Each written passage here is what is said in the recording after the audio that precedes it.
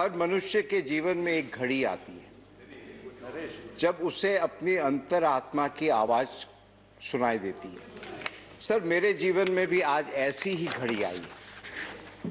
अब मैं यहाँ बैठकर सोच रहा था कि हम राजनीति में क्यों आते हैं। देश के लिए आते हैं, सबसे सर्वोपरि होता है देश। अभी 2 दिन पहले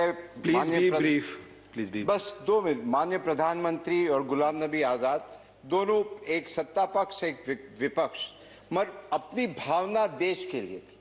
सर, आज मेरे जीवन में भी ऐसी घड़ी आई है। वो जब रेल मंत्री थे सर, उस दिन भी मेरे जीवन में ऐसी ही घड़ी आई थी जब निर्णय करना पड़ा कि देश बड़ा है, पक्ष बड़ा है कि खुद अपने आप बड़े हो।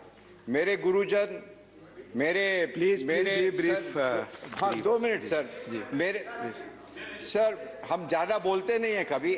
मैं जानता हूं पर चूंकि मेरे सर गुरुजन, मेरे बाबा, जब मुझे बेस्ट पार्लियामेंट का अवार्ड मिला था तभी भी मैंने ये कहा था कि मुझे उस लायक बनाया।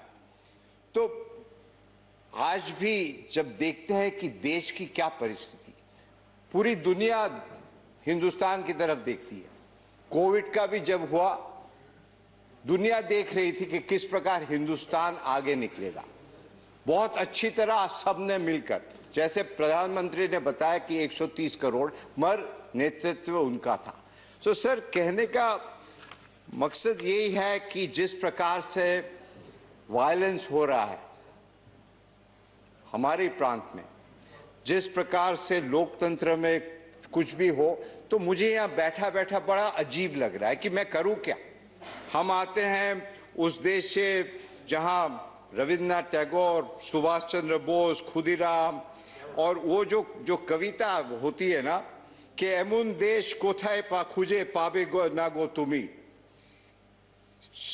सेजे होच्चे आमार जन्मभूमि। असल में हम जन्मभूमि के लिए ही है और कुछ नहीं। और मुझसे ये देखा नहीं जा रहा कि हम करें तो क्या सीमित है। एक पार्टी में है तो पार्टी की डिसिप्लिन है, और I am grateful to my party that they have set me here. मगर मुझे अब थोड़ी घुटन महसूस होती है कि हम कुछ कर नहीं पा रहे, उधर अत्याचार।